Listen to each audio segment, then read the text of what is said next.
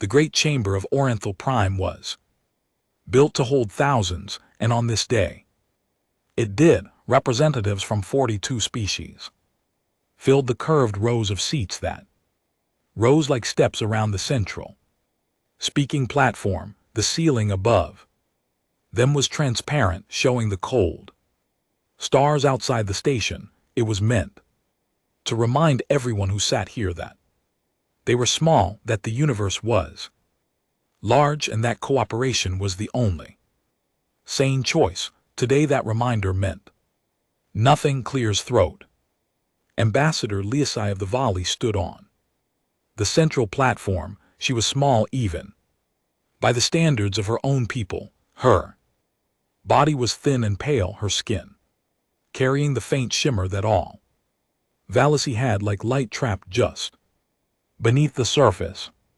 Her hands trembled as she held the edges of the speaking podium. She had traveled 9 days to reach this station. She had not slept for 3 of them. The Dravani hegemony placed a full military blockade around our home world 18 rotations ago, she said. Her voice was steady, but only because she had practiced these words 100 times on the journey here. 340 warships now surround her.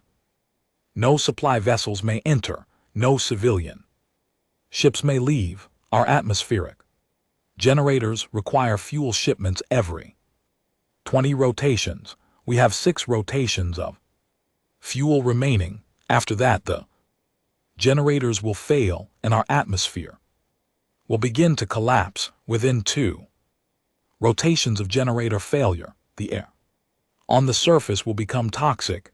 Within 4, it will be unbreathable. She paused. She looked around the chamber.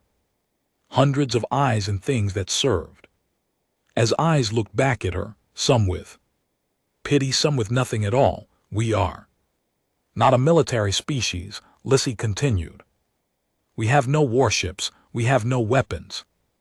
We refuse the Dravani demand for tribute because we believe that the Galactic Concord existed to protect species like ours from exactly this kind of aggression. We believed in the promise of this alliance. That promise is all we have. She took a breath that shook in her chest. I'm asking you to honor it. Send ships, break the blockade, save my people. We have 6 days. The chamber was quiet for a long moment. Then the talking began, and Lei felt something cold settle inside her chest because she knew the sound of people who had already made up their minds. The Karathi spoke first. Their representative was a tall, armored figure named Vorath Ken, and he spoke with the careful, we measured tone that the Karathi used when they were about to say no. The Karathi Dominion has deep sympathy for the Vali people, Vorathkin said. However, a military intervention against the Dravani hegemony would constitute a direct act of war.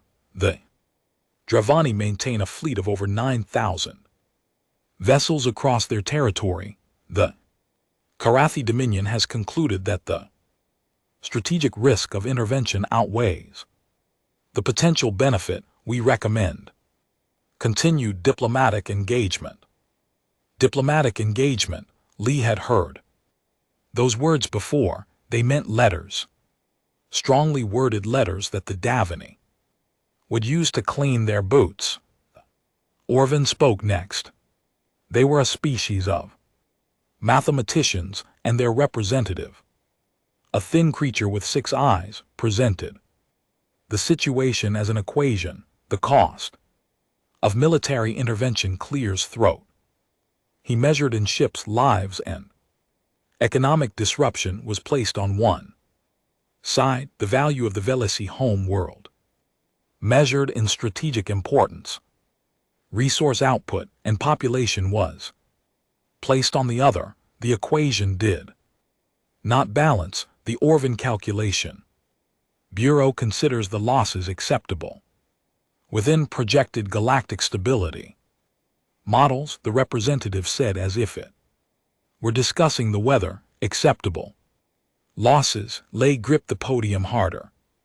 Her people were an acceptable loss. Thesic collective, a hive mind species that controlled a significant portion of the Concord's trade routes, simply abstained. Their representative sat motionless and said nothing. This was in its own way the cruelest response of all. The Thesic were powerful enough to end the blockade with a single trade embargo against the Dravani, and they chose silence instead. One by one the other species followed. Some expressed sympathy, some expressed regret. A few simply shook their heads or made the equivalent gesture. Nobody offered ships, nobody offered soldiers, nobody offered anything except words, and words could not stop a blockade. Lay stood on the platform and watched her world die in real time, killed not by the Dravani, but by the indifference of every species. In this room, in the back of the chamber, far from the central platform, in the cheap seats where minor species were placed, a human sat and watched everything. Commander Jonah Marin was 38 years old. He had brown skin, dark eyes, and the kind of face that did not stand out in a crowd. He wore the plain gray uniform of the United Earth Diplomatic Corps on it, which had no medals on it, because Earth had not been a member of the Concord long enough to earn any. 11 years, that was how long humanity had been part of this alliance. They were the newest species in the room, and they were treated accordingly. The other species called humanity a developmental species. It was a polite term. It meant they were considered children. Their fleet was small. Their territory was limited. Their technology, while surprisingly advanced for their age, was generations behind the major powers. They had been given a seat in the Concord the way a parent might give a child a toy steering wheel. It made them feel included. It did not mean they were driving. Jonah Marin watched the volley ambassador stand alone on that platform, and he felt something that he suspected most of the other representatives in this room did not feel. He felt angry, not the hot, burning kind of anger, the cold kind, the kind that settles in the stomach like a stone and does not go away. He opened his communication device. It was a small, flat unit that connected to Earth's relay network, and it could send a message across the galaxy in about 4 minutes. He typed a single sentence and sent it to the United Earth Central Command. They are going to let them die. Then he sat back and waited. The session continued. More species spoke. More species declined. The Valencia ambassador stood on the platform through all of it, because she had nowhere else to go and nothing else to do. At some point, Jonah noticed that she had stopped trembling, and there was something worse than fear on her face now. It was the understanding that she was alone. Jonah's device buzzed. He looked down. The response from Earth was not addressed to him. It was a public filing, entered directly into the Concord's official docket, which meant every species in the chamber received it simultaneously. Jonah read it once, then read it again, and then he leaned back in his seat and let out a breath that he had been holding for longer than he realized. Docket entry was short. It read, "The United Earth Government, acting under Article 7 of the Galactic Concord Charter, hereby dispatches one vessel to the Valley system for the purpose of humanitarian intervention and blockade. Interdiction, vessel designation UES. Achilles, estimated arrival 4. Standard rotations, Mara, end of filing. The effect in the chamber was immediate. The Karathi representative turned in his seat and looked toward the human section. The Orvan analyst began pulling data on its screen. The THESA collective's representative moved for the first time in hours, tilting its head in what might have been curiosity. The Dravani ambassador, a broad, heavily built figure named Torian, stood up from his seat. He had been quiet during the entire session, watching the Valisi beg with the satisfied expression of someone who knew the outcome before the game began. Now he looked toward the human section with an expression that was halfway between amusement and disbelief. "One ship," he said, loud enough for the entire chamber to hear. "The humans are sending one ship." A ripple of sound moved through the chamber. "Wouldn't." Something between laughter and confusion. Toxic Sun stepped into the aisle so that more of the chamber could see him. He was enjoying this. "My fleet around Valstra numbers 340 warships, 340. And the humans in their great wisdom are sending one." He spread his arms wide. "We expected a fleet. One ship is not a rescue, it is a funeral procession." Very small funeral procession. Several representatives laughed. The Karathi did not laugh, but Vorkin shook his head slowly, the way one might at a child who had done something foolish but endearing. The Orvan analyst was typing rapidly on its console. After a moment, it spoke. "Our records show no vessel designated UES Achilles in any publicly available Earth Fleet registry, and the designation does not appear in standard Earth naval databases. This is unusual. Perhaps it is so small they forgot to register it," Toxican said, and more laughter followed. On the central platform, Ambassador Lai stared at the docket entry on her own screen. "One ship, one human ship, coming to help her people, while every other species in the galaxy looked away." She did not know whether to feel hope or despair. One ship against 340. The mathematics of it were simple and brutal. She looked toward the human section. "Commander." Marin met her eyes. He gave her a small nod. It was not a nod that said everything would be fine. It was a nod that said, "We are coming." After the session ended, the representatives filed out through the broad corridors of Oriental Prime. The station was a city in space, not with markets, residences, and parks built into its rotating rings. Jonah Marin walked through one of these corridors and was stopped by Vorith Ken of the Karathi. The Karathi was nearly a full meter taller than Jonah. His species looked something like tall, broad insects wrapped in natural armor. Though Jonah knew better than to say that out loud, Vorithkin looked down at him with compound eyes that glittered under the corridor lights. "Commander Marin," Vorithkin said, "I wish to speak honestly with you." "Go ahead. Your people have done a brave thing today." "Brave but foolish. One ship cannot break a Davani blockade. You must know this.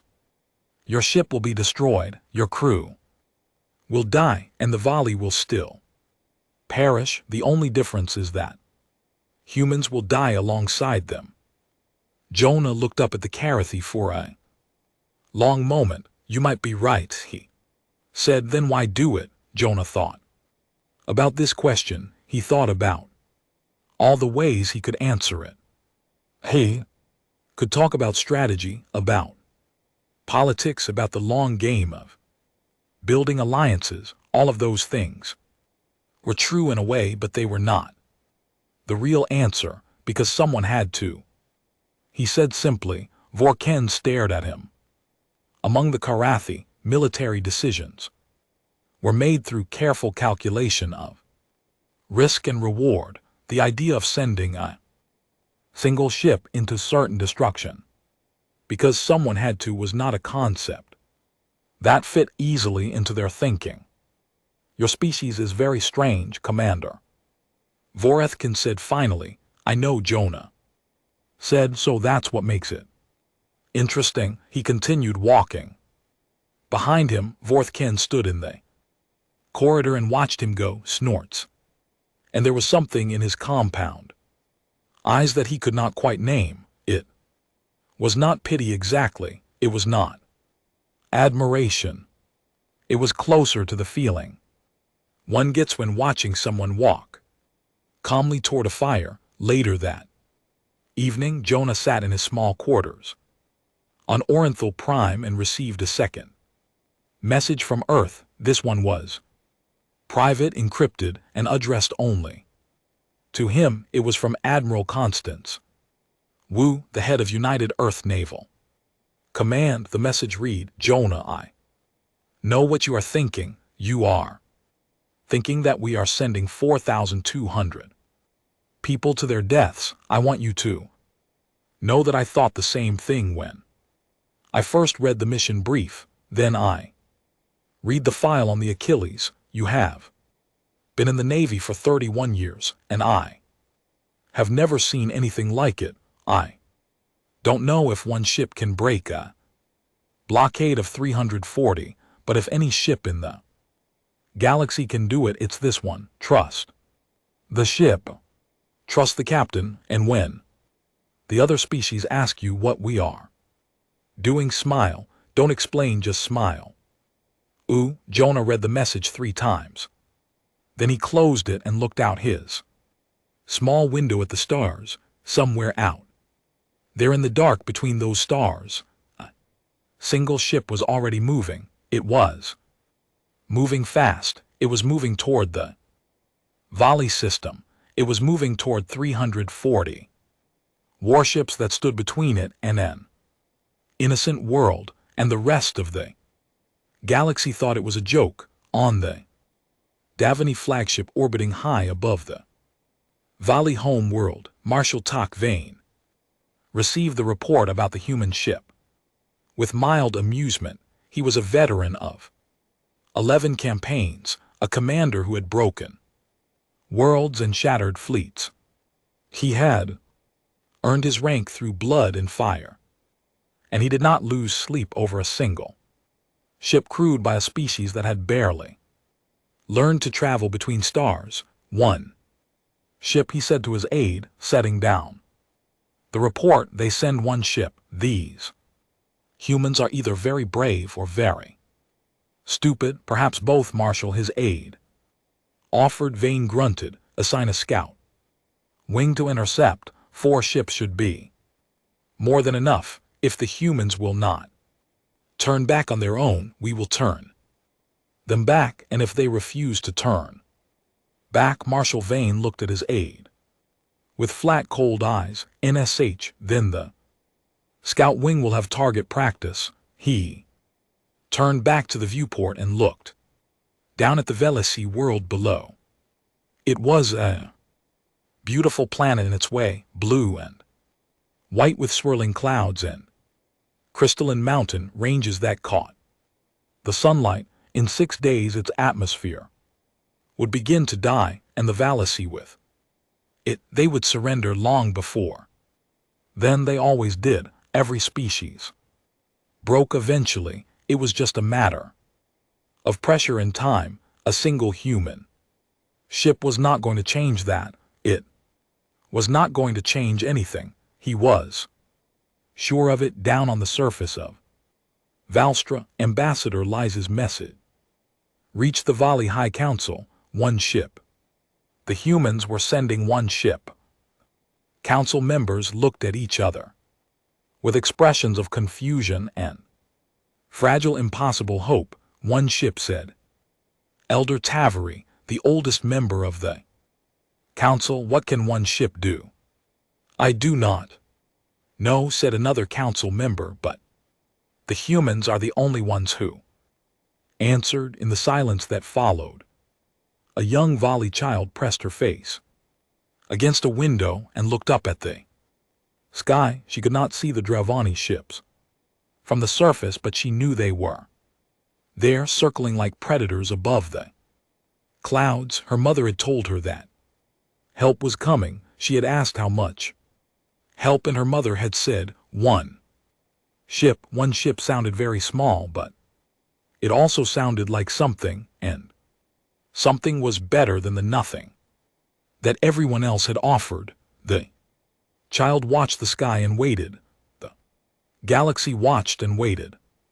And somewhere in the dark, getting closer with every passing second, Wu, the Yu's Achilles, burned through the void like a fist made of steel and fury, carrying 4,200 human beings who had volunteered to fly into the teeth of an empire for people they had never met because someone had to.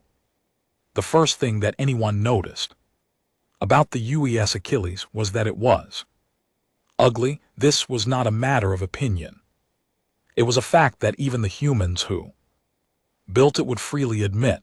In a galaxy where warships were designed with sweeping curves, balanced proportions, and elegant symmetry, the Achilles looked like it had been built by someone who hated the very concept of beauty. It was dense, asymmetric, and brutal. Its hull was a dark, unpolished gray that absorbed light rather than reflecting it. It had no decorative markings, no flowing lines, no concessions to aesthetics of any kind. It looked less like a ship and more like a weapon that someone had bolted engines onto.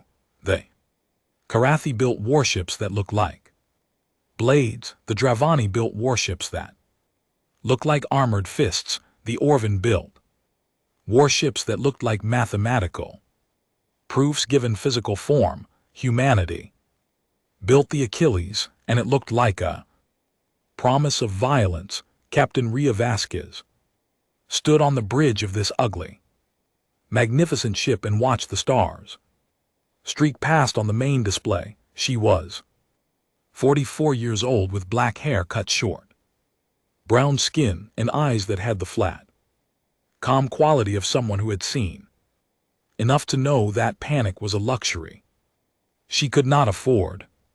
She had a thin scar on her left jaw from a training accident 12 years ago, and she never had it removed because she believed that scars were reminders. In Russian, reminders were useful. She had commanded 3 ships before the Achilles: patrol corvette, a light cruiser, and a destroyer escort. Each one had been a step up. The Achilles was not a step up. It was a leap into something else entirely. When she had first walked its corridors 3 years ago during the final construction phase, she had felt something that she could only describe as respect, not for the people who built it, though they deserved it, for the ship itself. It felt alive in a way that her previous commands had not. It felt like it was waiting for something. Now, it was moving toward that something at a speed that would make most galactic navigators nervous. Time to the system. Vasquez said 3 rotations, 14 hours. Captain said Lieutenant Commander David Parker, executive officer. He was a thin man with steady hands and a voice that never rose above a conversational tone, even when things were falling apart around him. Vasquez had chosen him specifically for that quality. We are currently exceeding standard transit speed by a factor of 1.7. Engine status green across the board. Chief Akafer says the drives are running like they are happy to finally stretch their legs. Vasquez almost smiled at that.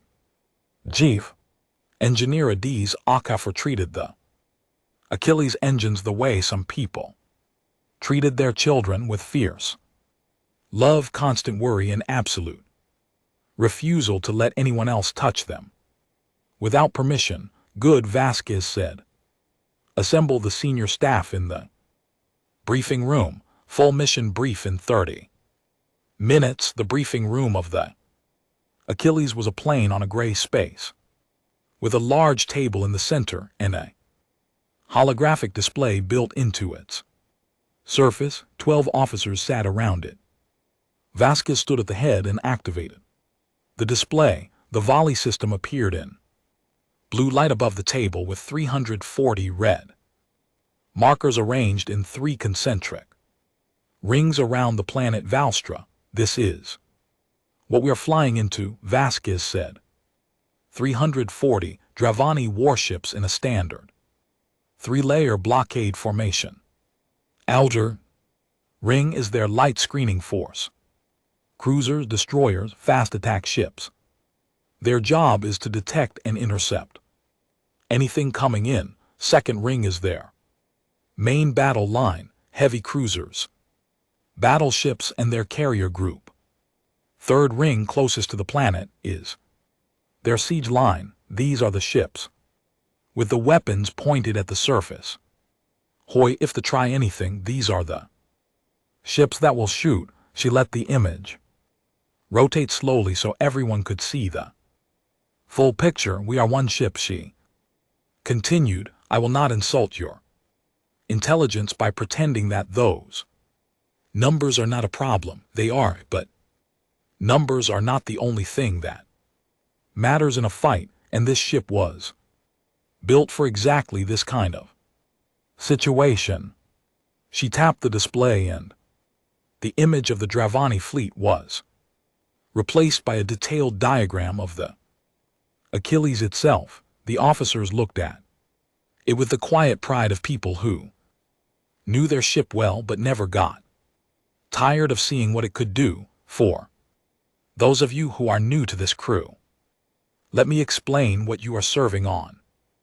Vasquez said, the UES Achilles is the first and currently only siege class dreadnought in the United Earth Navy, where it was designed and built under Project Midnight, a black tier development program that began 14 years ago, 3 years before humanity even joined the galactic Concord. She paused to let that sink in. The Conquer thinks we are a developmental species. They think we have a small fleet of mid-range warships and a handful of patrol ships. They are correct.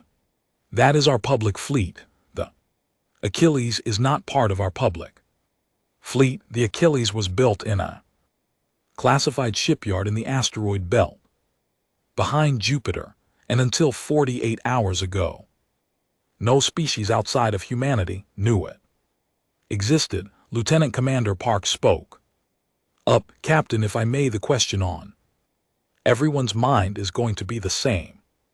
One ship against 340. What makes us think we can do this?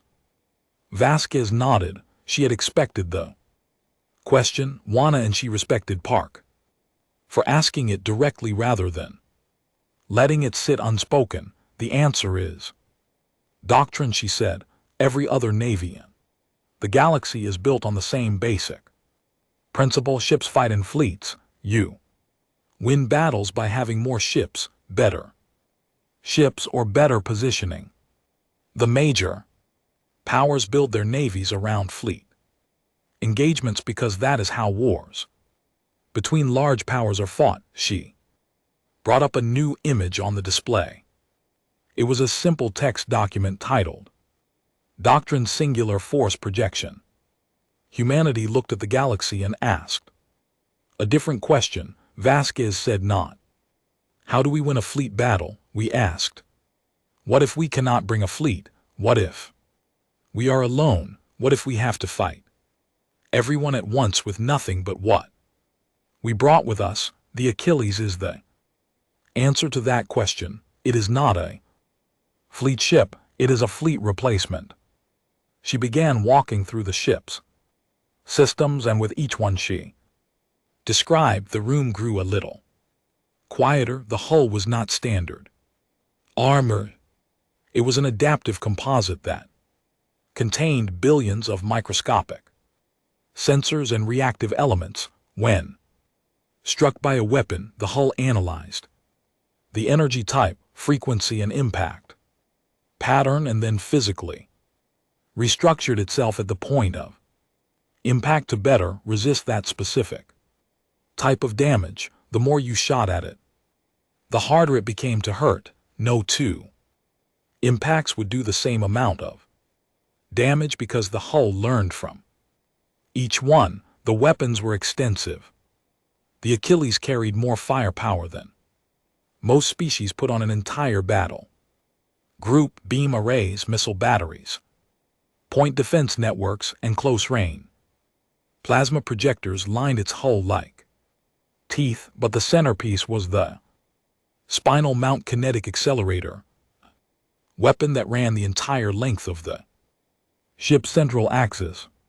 The crew called it the Fist of God, and the name was not an exaggeration. It accelerated a dense projectile to a significant fraction of light speed and fired it in a straight line. The impact energy was measured, numbers that made weapons engineers go quiet and stare at their calculations for a long time. Then there were the drones. The Achilles carried 4,000 autonomous strike craft in internal bays. They were small, fast, and vicious, each one carrying enough weaponry to threaten a ship many times its size. They operated independently or in swarms, and they were controlled by the ship's central AI. That AI was called fins. Enough. Vasquez brought up the AI status display on the holographic table.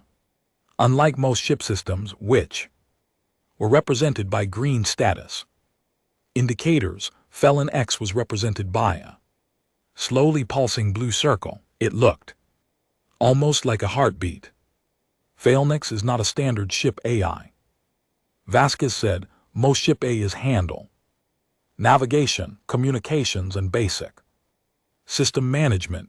Phalanx X does all of that, but its primary function is combat management. It processes tactical information and what the engineers call combat time, which means it thinks and reacts at a speed that is functionally instantaneous by human standards. In a fight, Phalans will coordinate our weapons, our drones, our defenses, and our maneuvering simultaneously across hundreds of individual targets. It does not panic. It does not get confused.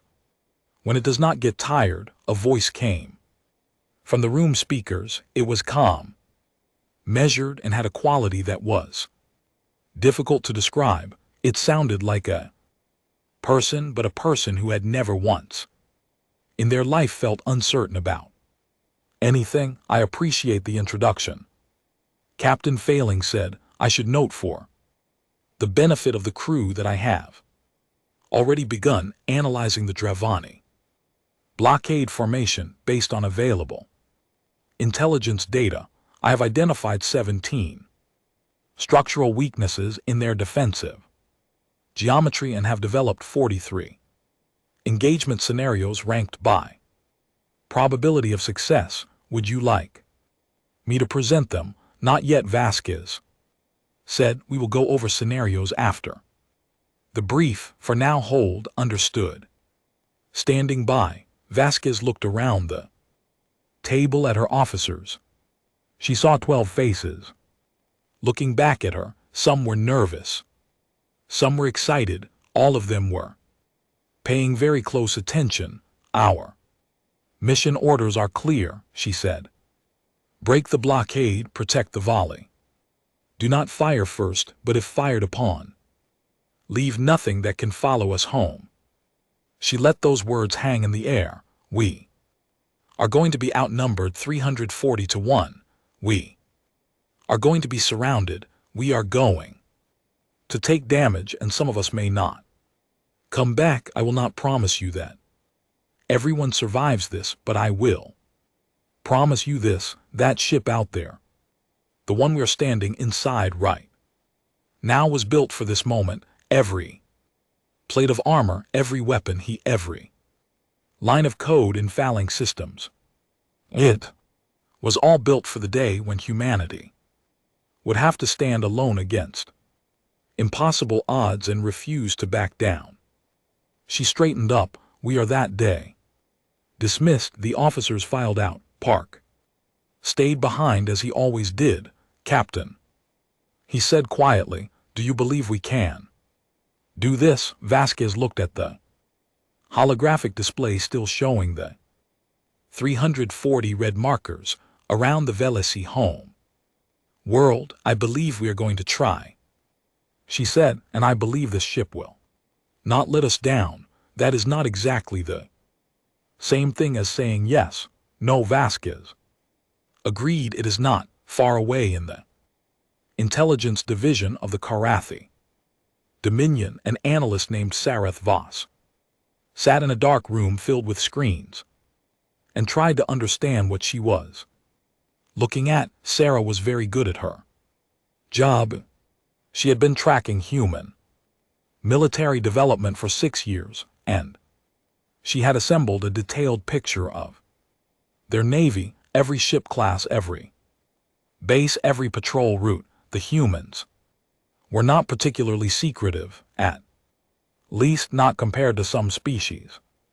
Their fleet was modest, their technology was respectable but not remarkable, and their strategic position in the galaxy was minor. They were in Sarath's professional assessment a mid-tier, developing power that would need another 50 years before they became truly relevant. And then the Achilles appeared, and everything she thought she knew fell apart. She had pulled every database, every signal intercept, every scrap of information she could find about the ship. The result was almost nothing. The hull number existed in Earth's Naval Registry 1, but it was flagged with a classification level that Sarah had never seen before. There were no specifications, no construction records, no crew manifests, no sensor profiles, nothing. In the intelligence world, that absence of information was itself information. It meant the humans had spent enormous effort hiding the ship. Species did not spend that kind of effort on things that did not matter. She pulled up the only visual data she had, a long-range sensor image captured by a Karathi observation satellite near the human transit corridor. The image was grainy and distorted by distance, but the basic shape of the Achilles was visible. Sarah stared at it for a long time. She had studied warship design across dozens of species, and she could identify a ship's purpose by its shape, the way a biologist could identify animals' diet by its teeth. Escort ships were sleek, carriers were broad, patrol ships were light. The Achilles was none of these things. It was dense in a way that suggested extreme armor. It was asymmetric in a way that suggested it was designed for forward assault rather than fleet formation, and it was large. Not the largest ship she had ever seen, but large enough that its mass readings were concerning. She ran a comparison against known ship classes in the galaxy. Nothing matched. The Achilles did not fit into any existing category. That scared her more than anything else. She wrote a report and sent it to the Karathi Military Command. The report said in careful language would rally, summon, and that the humans appeared to possess a warship of unknown class and unknown capability, that this warship had been deliberately hidden from the galactic community, and that the Karathi should pay very close attention to what happened next. The report ended with a single recommendation: do not clear's throat assume the outcome of this engagement. On the Dravani flagship, Marshal Takbane had assigned a scout wing to intercept the Achilles.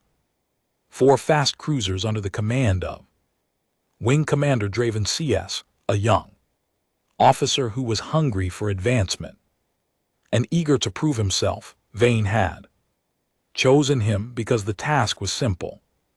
Intercept one ship, order it to turn around and destroy it if it refused. It did not require experience. It barely required attention. Akos took his 4 ships and positioned them along the Achilles' projected transit path. They dropped out of faster than light travel and waited in the dark between stars. 4 Dravani cruisers, each one carrying enough firepower to level a small city. More than enough for one ship. Achilles appeared on their sensors 30 minutes later. It dropped out of transit at the edge of the system, decelerating with a burst of energy that was noted unusually large for a single vessel. He opened a communication channel. Unidentified human vessel. This is Wing Commander Draven C of the Davani Hegemony. You are approaching a restricted military zone. You will reverse course immediately or be engaged with lethal force. You have 60 seconds to comply. He leaned back in his chair and waited. That he expected the human ship to either turn around or begin transmitting panic diplomatic protest. That was what ships did when they were outnumbered and outgunned. The Achilles didn't either. It continued forward, same speed, same heading, directly toward the 4 Dravani cruisers on the bridge of the Achilles. Vasquez stood with her hands clasped behind her back and watched the 4 red markers on her tactical display. They were arranged in a loose line ahead, blocking the transit path. Failing, she said. Status. The A responded instantly. 4 Dravani light cruisers, Varric class. I have identified, targeted and solution locked all 4 vessels. Their shields are at standard power. Their weapons are charged but not aimed. Once their formation is tactically poor, they are too close together and too far from mutual support range. If hostilities begin, I can disable all 4 ships in 11.3 seconds. Park glanced at the captain. 11 seconds. 11.3. Phalanx corrected. I rounded down for simplicity. The actual calculation is 11.287 seconds, assuming they do not take evasive action immediately, which, based on Dravani reaction time data, they will not. The communication channel crackled. Kasa's voice came through again, sharper. Now, human vessel, you have 30 seconds to comply. This is your final warning. Vasquez opened her channel. Her voice was calm and clear. Wing Commander CS. This is Captain Ria Vasquez of the United Earth ship Achilles. I am proceeding to the volley system under Article 7 of the Galactic Conquer Charter, which authorizes humanitarian intervention in cases of unlawful siege. You may step aside or you may stay where you are, but I want you to understand something clearly before you make that decision. She paused just long enough. You have one chance to move. There was silence on the channel. On the bridge of his cruiser, CS stared at his sensor display. The human ship was still coming. It had not slowed down. It had not deviated, and something on his sensor readout was bothering him. The energy output of the human vessel was higher than it should have been, much higher. His sensors could not get a clear reading on its weapon systems, which meant either its weapons were inactive or its hull was blocking the scan. He was not sure which possibility was worse. His hand hovered over the weapons console. 4 cruisers against one ship. The math was clear, and yet Something in the human captain's voice gave him a feeling that he did not like. It was the voice of someone who was not bluffing, not because they were brave, but because they did not need to bluff. Wing Commander, his sensor officer said. Quietly, I am reading, I do not know what I am reading, the energy signature on that ship does not match anything in our database. CS looked at his display. One more time, the Achilles filled his sensor screen like a dark storm. It was close enough now that he could see it on visual, a massive ugly shape against the stars moving with the steady, unstoppable momentum of something that had already decided how this was going to end. When he made a decision, it was, he would later reflect, the smartest decision of his career. All ships, C said, clear the transit lane, let them through. His second-in-command turned to him with shock on his face. Wing Commander, our orders were to intercept one ship that he pointed at. The Achilles on the display is not just a ship. I do not know what it is, but I am not going to find out. With 4 cruisers, the Dravani scout wing moved aside. The Achilles passed through the gap without slowing down, without acknowledging, without a single additional word. It continued on its course toward the Vallacy system, toward 340 warships, toward the fight that was waiting for it. On the bridge, Vasquez let out a breath she had not realized she was holding. Good, she said quietly. That was the easy part. Captain Failing said, I should note that Wing Commander CS displayed an unusual level of tactical awareness for a junior Dravani officer. He recognized the threat and withdrew rather than engaging. This suggests that the Dravani officers we will face at the blockade may not all be as reckless as command assumes, noted, Vasquez said. But we are still going, of course. Captain, I merely wish to observe that the enemy may be smarter than expected. This does not change our probability of success by a meaningful amount. I have already adjusted my engagement scenarios accordingly. What is our probability of success, Fins? There was a pause. It was the first time Vasquez had ever heard the AI pause before answering a question. That depends on how you define success, Captain Failing said. Projective success means breaking the blockade and protecting the volley. I calculate a 67% probability. If success means doing that and bringing this ship home, the number is lower. How much lower? I would prefer not to say at this time, Captain. It may affect crew morale. Vasquez looked at the main display. The volley system was getting closer. The red markers of the Dravani fleet were getting brighter. Fair enough, she said. Let's go save a world. The Achilles burned onward through the dark, and the galaxy held its breath. The Achilles dropped out of faster than light travel at the edge of the volley system, and every sensor in the Dravani blockade fleet lit up at once. 340 warships, they hung in the blackness of space around the planet Valstra like a cage made of metal and fire. The outer ring was the widest, a loose net of fast cruisers and destroyer screens spread across millions of kilometers of space.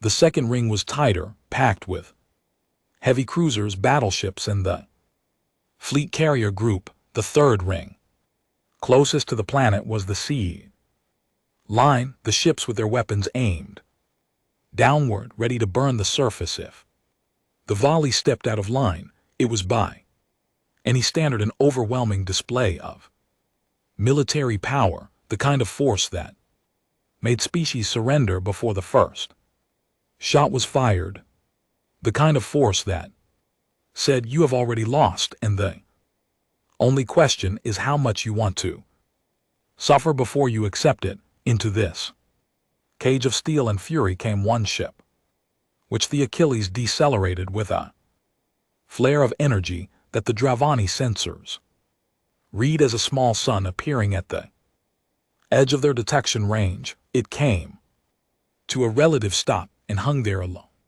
in the vast emptiness between the system's outer planets and the blockade formation, a single dark shape against the stars. On the bridge of the Dravani flagship, Marshal Tak Vane stood before the main display and looked at the lone contact with an expression that was close to amusement. He was a large man, even by Dravani standards, with heavy shoulders and a face that carried the marks of a dozen campaigns. His uniform was decorated with the campaign ribbons of 11 victories, each one representing a species that had tried to resist the hegemony and failed. So Vane said the humans actually came. Yes, on Marshall. His tactical officer confirmed. Single vessel, large unknown class, energy signature is significant. Significant.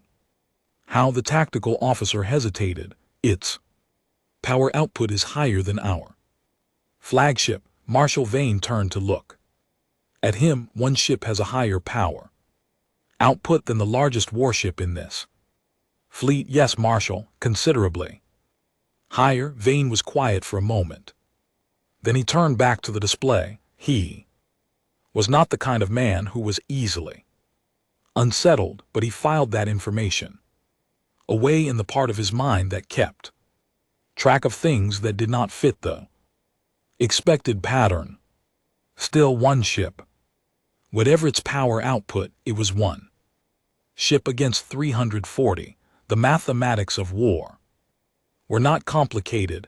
Mass and numbers won battles. They always had. They always would. Well, he opened a system-wide broadcast channel. This would be heard by every ship in his fleet, by the on the surface, and by the galactic conquered observers who he knew were monitoring from long range. Human vessel, Vane said, his voice filling the communication frequencies with the deep, resonant authority of a man who had never lost a battle. This is high Marshal Tak Vane of the Dravani hegemony. You have entered a restricted military zone. You are outnumbered, outgunned, and alone. I recognize your bravery for what it is worth, but bravery without numbers is just a slower form of suicide. Turn around now and I will allow you to leave with your ship and your dignity intact. Stay and I will destroy you. You have 5 minutes to decide. He closed the channel and clasped his hands behind his back. Horror.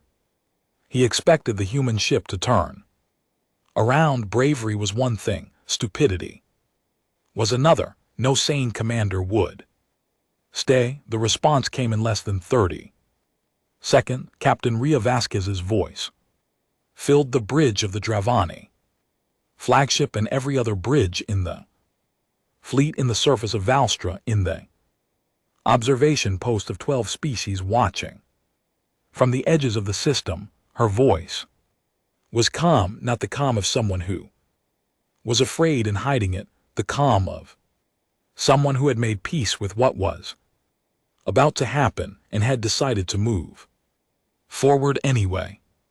Marshal Vane, I am Captain Ria Vasquez of the United Earth ship Achilles. I'm here to inform you that the blockade of the Valley home world is over. You may withdraw your ships with honor and no blood will be shed, or you may stay. Ron, and you will learn why humanity only needed to send one ship. She paused. When she spoke again, her voice carried an edge that had not been there before. The choice is yours, but I want you to understand that it is a choice you will only get to make once. Choose carefully. On the Dravani flagship, the silence that followed was heavy. Vane's officers looked at each other. A few of them looked uncomfortable. Most of them looked angry.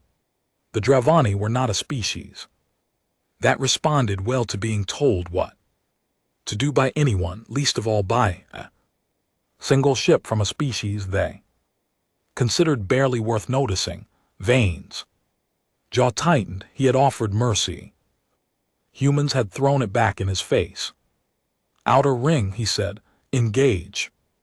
80 warships surged forward. They came from every direction, closing the distance between the outer screening ring and the Achilles in a coordinated rush. Cruisers and destroyers, fast and well-armed, each one carrying enough firepower to reduce a small moon to rubble. They fanned out as they closed in, forming a sphere of death around the lone human ship, and when they reached weapons range, they opened fire.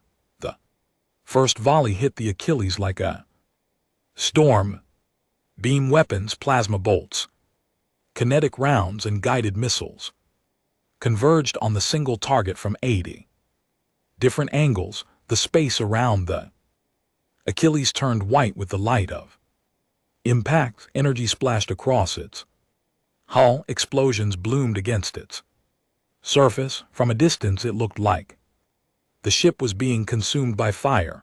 On the bridges of every Dravani ship in the outer ring, the weapon officers waited for the kill confirmation. They expected the human ship to break apart, to vent atmosphere, to die the way every ship died when hit by that much concentrated firepower. The fire cleared. The Achilles was still there. It had not moved. It had not tried to dodge or evade. It had simply taken the full force of 80 warships firing at once and remained where it was, hanging in space, like a dark monument to stubbornness. On its hull, the adaptive armor was doing what it had been designed to do. Each impact was analyzed in microsecons. Energy type, frequency, intensity, angle, every variable was measured, processed, and fed into the hulls.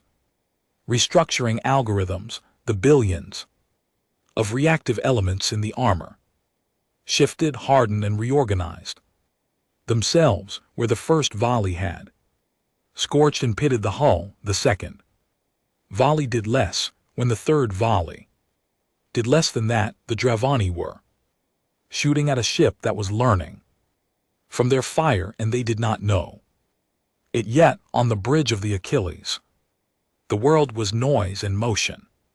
The ship shuddered with each impact. Status displays flickered. Warning indicators flashed yellow and orange across the tactical screens. Hull integrity at 93%. Phalanx reported, its voice unchanged by the chaos around it. Adaptive plating is responding well. I have cataloged 7 distinct Javani weapon types and have optimized whole response for all 7. Incoming damage efficiency has dropped by 41% since the initial volley. They will need to hit us significantly harder to cause meaningful damage. Good, Vasquez said. She gripped the arms of her command chair as another volley rocked the ship. Phalanx target the outer ring, weapons free. With pleasure, Captain. The Achilles came alive. Along its flanks, weapon ports that had been sealed and dark since the ship's arrival suddenly opened. Beam arrays locked onto targets with a precision that the Dravani had never seen from any species. Each beam found its mark, not the center of mass where shields were strongest, but the specific weak points in each ship's design, where armor was thinnest, where power conduits ran close to the surface, where shield emitters were most vulnerable. Phalanx was not firing blindly, it was performing surgery. 12 Drani ships lost their engines in the first 8 seconds. Their drives simply died, cut apart by beams that found the exact junction where the engine housing met the hull. 6 more lost their weapons arrays, the beam projectors on their flanks sliced off as cleanly as if they had been removed by a surgeon's blade. Missiles streaked out from the Achilles batteries in coordinated swarms, each one finding a different target, each one hitting a different system, and then the drone bays opened. 4,000 autonomous strike craft poured out of the Achilles like a swarm of hornets from a nest that someone had been foolish enough to kick. They were small, each one no larger than a shuttle, but they moved with a speed and coordination that was terrifying to watch. They did not fly in formation, they flew in swarms, each swarm moving as a single organism, flowing around defensive fire, splitting and reforming, hitting targets from angles that the Dravani point defense systems could not track. The outer ring fell into chaos, so ships that had been firing confidently moments ago were now spinning, burning, desperately trying to track thousands of targets, while the Achilles itself continued to advance, its beam arrays carving through the formation like a blade through paper. The conquered observers, watching from their long-range sensor posts at the edge of the system, saw the battle unfold on their displays in the observation chamber on Orenthal Prime. Representatives from a dozen species watched in stunned silence. Karathi Military 8, a grizzled old soldier named Torvund, stood up from his chair without realizing he had done it. He had fought in wars, he had seen fleet engagements, he had never seen anything like this. One ship was dismantling 80 warships, and it was doing it with a systematic efficiency that made his combat instinct scream. The Orvan analyst beside him was typing frantically on a console, running calculations, trying to make the numbers fit into its models. The numbers refused. That is not possible, the analyst said. The damage output of that single vessel exceeds the combined output of a Karathi assault squadron. The drone coordination is operating at a level of tactical complexity that should require a fleet command network, not a single ship AI. The adaptive hull plating is negating incoming fire at a rate that our models say is theoretically impossible. This is not possible, and yet, Torvund said quietly, it is happening. Back in the system, the outer ring was broken. In less than 15 minutes, the Achilles and its drone swarms had destroyed or disabled 31 ships and forced the rest to scatter in the wreckage of Javani cruisers, and destroyers tumbled through space in slow burning spirals. The Achilles did not pause to admire its work. It advanced.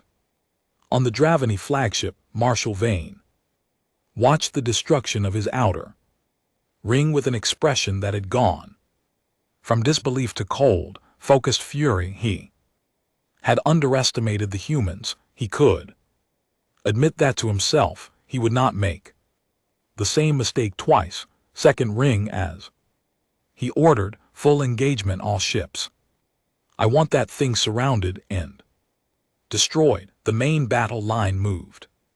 Heavy cruisers, battleships in the fleet. 2 carriers turned their bows toward the approaching Achilles and began to close. These were not the light screening ships of the outer ring. These were the heavy hitters, the ships that cracked fortresses and broke fleets, when each one carried weapons that could damage a planetary surface from orbit. 160 ships, the core of the Dravani fleet, moving as one. Vasquez watched Them come on her tactical display. 160 capital ships forming a closing wall of metal and firepower. Failings, she said. Spinal mount status charged in. Ready, Captain. Target open space. Coordinates right between their second and third rings. I do not want to hit any ships. I want to hit nothing at all. Park looked at her. Captain, trust me. Vasquez said. Phalanx, fire the spinal mount. Firing, the fist of God spoke. The entire ship shuddered as the spinal mount kinetic accelerator discharged. A projectile roughly the size of a ground car made from the densest material human engineering could produce. It left the ship's central axis at a velocity that was difficult to comprehend. It crossed the distance between the Achilles and the target coordinates in less than 2 seconds. It hit nothing. That was the point. When the projectile reached the empty space between the second and third rings, it detonated, not in an explosion of fire and heat, but in a release of kinetic energy so massive that it created a shock wave in the fabric of space itself. The wave expanded outward at tremendous speed, and when it hit the Dravani ships, it did not damage them. It moved them. Capital ships weighing millions of tons were physically shoved aside. The carefully maintained formation geometry of the blockade shattered like glass. Ships that had been precisely positioned to create overlapping fields of fire were suddenly tumbling in, their engines firing desperately to regain orientation. Their formations broken. The gap between the second and third rings, which had been a wall of coordinated firepower, was now a chaotic mess of displaced ships trying to find their positions. Vasquez pointed at the gap. Through their full speed, the Achilles surged forward, its engines burned at maximum power, driving the massive ship toward the gap in the Dravani formation like a battering ram. Dravani ships fired on it as it passed, but their shots were poorly aimed, fired from ships that were still reorienting, still trying to understand what had just happened. A Dravani destroyer spinning from the shockwave found itself directly in the Achilles' path. It tried to move. It was too slow. The Achilles hit it, not with a weapon, with itself. The forward hull of the Achilles, armored and dense and moving at a speed that no ship that size should have been moving at, struck the destroyer amidships. Smaller ship crumpled like a tin can hit by a hammer. The Achilles pushed through the wreckage without slowing down, using the debris as a shield against incoming fire from the ships on either side. It was brutal. It was ugly. It was not the way wars were supposed to be fought. It was the way humans fought when they were outnumbered and had no choice. The conquered observers watched in silence. Several of them had stopped trying to analyze what they were seeing and were simply watching with open mouths. Marshal Vane gripped the railing of his command platform hard enough to leave marks in the metal. His second ring was in disarray. The human ship had punched through the gap and was now between his main battle line and his siege line, the worst possible position for his fleet, and the best possible position for the enemy. All ships converge, Vane said. His voice was steady, but the officers on his bridge could hear something in it that they had never heard before. Strain. Every ship in this fleet converge on the human vessel. I want it surrounded from every direction. I want so much fire hitting that ship that nothing can survive it. Everything we have now, 340 ships, every ship he had, every weapon, every fighter, every piece of firepower at his disposal, all converging on a Single point in space where one ugly, battered human ship refused to stop moving on the bridge of the Achilles.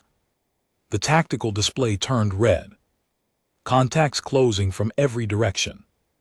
The entire Dravani fleet was coming for them. Vasquez looked at the display for a long moment. She thought about her crew. She thought about the volley on the surface below, their atmospheric generators counting down toward failure. She thought about the conquered watching from safety, having chosen to do nothing.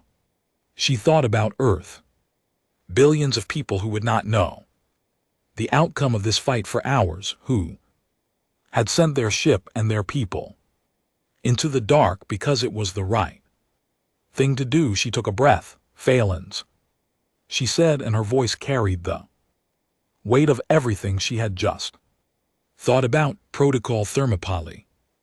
The AI was quiet for exactly 1/2 of 1 second. When it spoke, there was something in its synthetic voice that had not been there before, something that sounded almost like anticipation.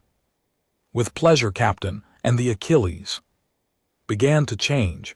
Every system on the ship shifted simultaneously. The engines surged past their rated limits, pouring power into the drive systems at a level that the safety protocols would have prevented if those protocols had not just been overridden. The weapons charged to maximum and beyond, capacitors screaming with energy that they were not designed to hold for long. The shields fluctuated, then stabilized at a frequency that Fellings had calculated in combat time to be optimal against the specific mix of weapons that were about to hit them. The adaptive hull plating accelerated its processing, restructuring faster and faster, trying to stay ahead of the storm that was about to break over them. The crew felt it. Everyone on the ship felt it. Deck plates vibrated, the lights flickered and then burned brighter than normal. The air itself seemed to hum with energy. It felt like the ship was waking up, like it had been holding back, and now it was not. In engineering, Chief Acupper watched her readouts climb past every red line she had ever been taught to respect. Her hands moved across her console, feeding power, balancing loads, keeping the ship from tearing itself apart through sheer excessive force.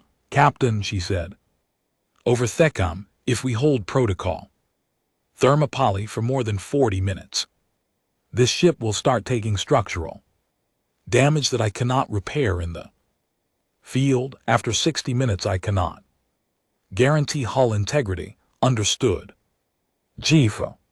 Vasquez said. All right, we will not need 60 minutes. The Dravani fleet closed in from every direction, and the sky above Valstra burned with the light of 340 warships converging on a single point, and at that single point the Achilles waited for them, humming with power, its weapons hot, its hull shifting and adapting, its 4,000 drones reforming into attack swarms, and its AI thinking at the speed of war. One ship against everything. This was what it was built for. The Battle of Valstra lasted 38 minutes. It felt like a lifetime. When the full Dravani fleet converged on the Achilles, it did so with the kind of overwhelming force that was supposed to end battles before they began. 340 warships closing from every direction, their weapons hot, their shields at maximum. Could their captains hungry for the kill from the outside, from the sensor screens of the conquered observers and the long-range telescopes of a dozen species? It looked like the end. The human ship was a single point of light, surrounded by a closing sphere of fire. It should have been over in minutes. It was not over in minutes. Protocol Thermopylae was not a battle plan, it was a state of being. It pushed the Achilles past its limits and into a place that the engineers who designed it had called, in their technical documents, sustained operational excess. The crew had a simpler name for it. They called it the red because when protocol Thermopylae was active, every status display on the ship turned red, not red as in danger, red as in everything is running hotter, faster, and harder than it was ever meant to run, and the only question is whether the ship breaks the enemy before it breaks itself. The Achilles moved like nothing its size should have been able to move. The overclocked engines gave it an acceleration that made the Davini targeting computer struggle. They had been programmed to predict the movement of capital ships which moved slowly and ponderously. The Achilles did not move slowly. It cut through the converging fleet like a blade, changing direction with sudden violent bursts of thrust that left streaks of superheated exhaust across the battlefield. Phalanx was the heart of it. The AI processed the battlefield at a speed that no organic mind could match. It saw every ship, every weapon, every missile, every drone, and every piece of debris simultaneously, and it made decisions about all of them in fractions of a second. It fired the Achilles beam, arrays of targets that the human crew could not even see yet, hitting ships that were still turning to bring their weapons to bear. It launched missiles in patterns so complex that the Dravani point defense systems could not calculate interception solutions fast enough. It directed the drone swarms with a precision that made them seem less like machines and more like extensions of a single vast mind, and it prioritized. That was the crucial thing. Vasquez's orders had been clear: break the blockade, protect the volley, not destroy the fleet, not commit genocide. Break the blockade. Phalanx understood the difference, and it applied that understanding to every shot it fired. Engines, weapons, shield emitters, communications arrays. Phalanx targeted the systems that made ships dangerous, not the systems that kept crews alive. Dravani battleship that lost its engines was no longer a threat. A cruiser that lost its weapons could not fight. Destroyer that lost its shields would withdraw rather than risk destruction. Ship after ship was crippled, disabled, rendered combat ineffective, and left to drift while the Achilles moved on to the next target. It was surgical, it was methodical, and it was relentless.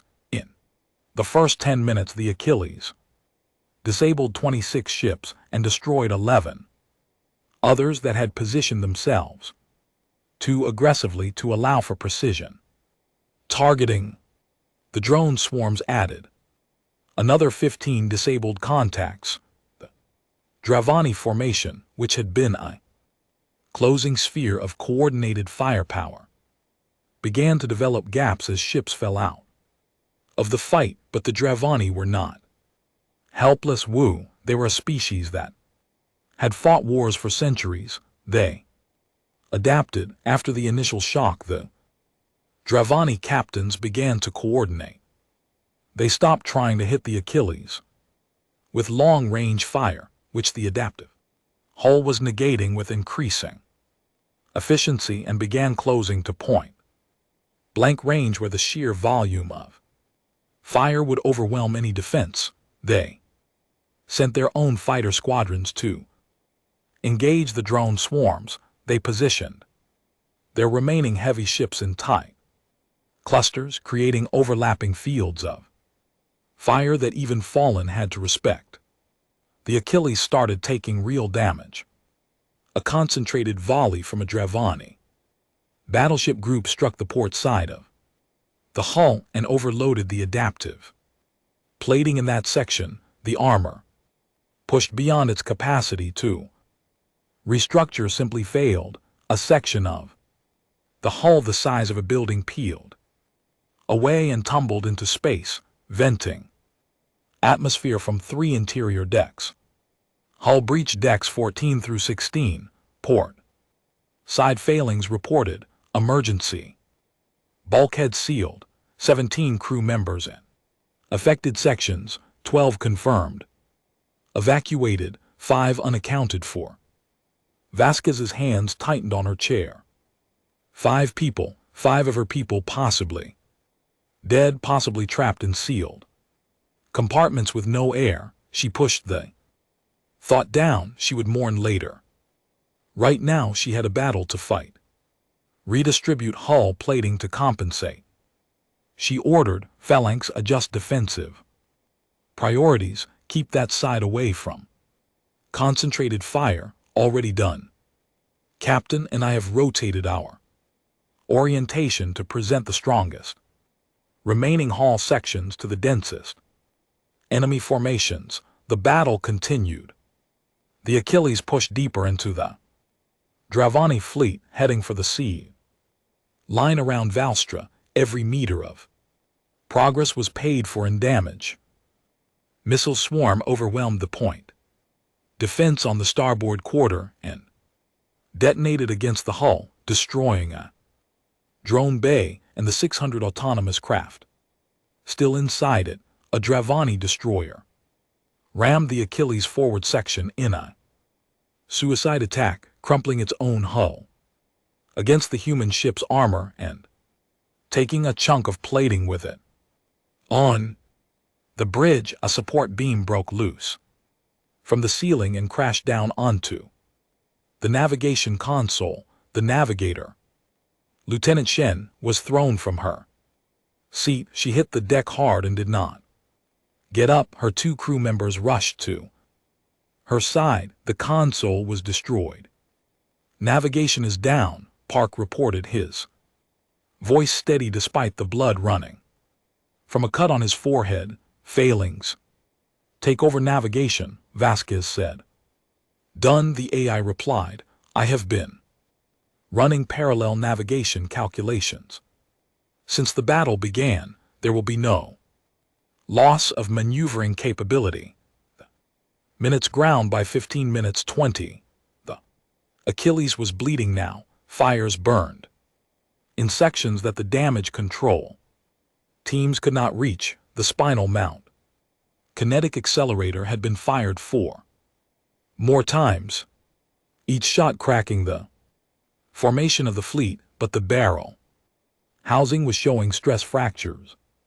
From the overclocking, Chief Akepper reported that the next firing might fuse the weapon permanently. 1 more shot, Vasquez said, to save it for when it matters. 25 minutes. The drone swarms were down to less than half their original numbers. The ones that remained fought with desperate ferocity, flinging themselves at Dravani ships in attacks that were as much about distraction as destruction. Phalanx managed them like a conductor managing an orchestra, pulling damaged drones back, pushing fresh ones forward, creating openings in the enemy formation that the Achilles could exploit.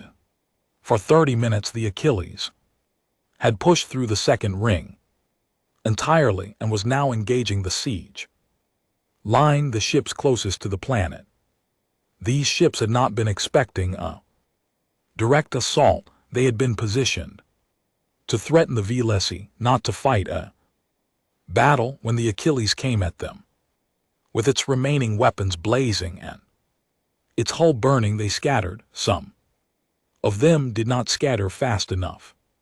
Phalanx identified the ships that had their weapons aimed at the planet's surface and targeted them with specific priority. These were the ships that could kill millions with a single command. They had to be neutralized.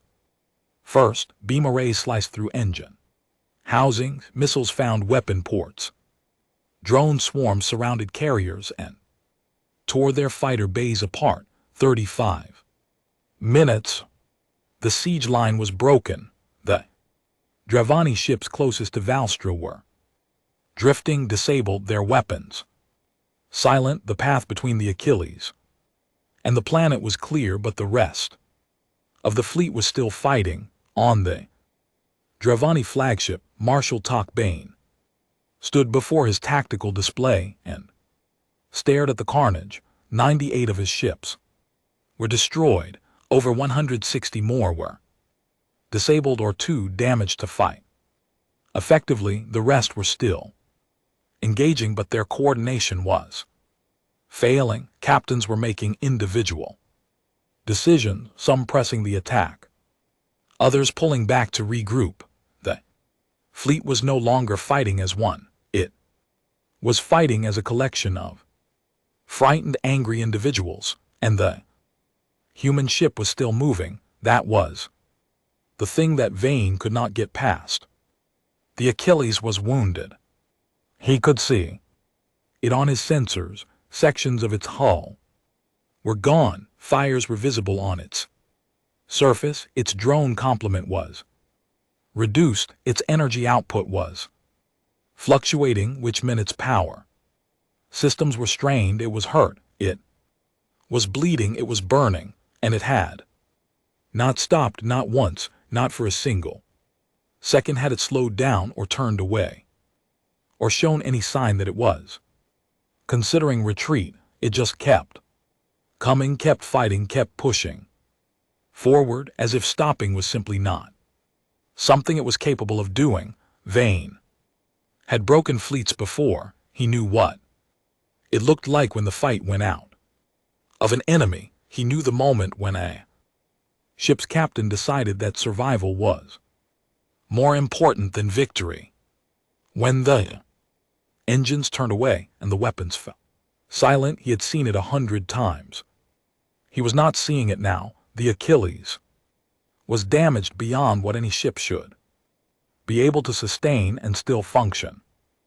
And it was not running, it was heading for his flagship. He opened a private communication channel, encrypted type beam so that only the Achilles would receive it. When he spoke, his voice was different than it had been at the start of the battle. The arrogance was gone. In its place was something that Vane had not felt in a very long time. Human. Captain, he said, what are you? The response came after a moment. Vasquez's voice was hollow. There was a noise in the background. Alarms shouted orders. The groan of a ship under stress.